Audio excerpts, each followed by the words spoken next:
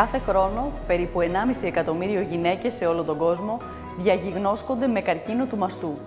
Ανάμεσά τους, 4.500 Ελληνίδες. Ο καρκίνος του μαστού σε αφορά. Μας αφορά. Η ηλικία, το οικογενειακό ιστορικό και ο τρόπος ζωής είναι οι πιο κρίσιμες αιτίες εμφάνισης της νόσου. Προστάτεψε τον εαυτό σου.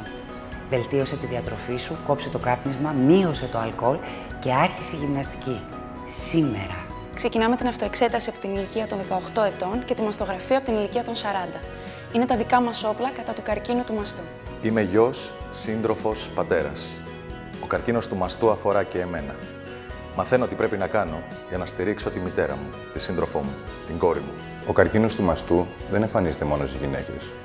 Από όλα τα περιστατικά καρκίνου του μαστού, το 1% αφορά στους άνδρες, παγκοσμίως.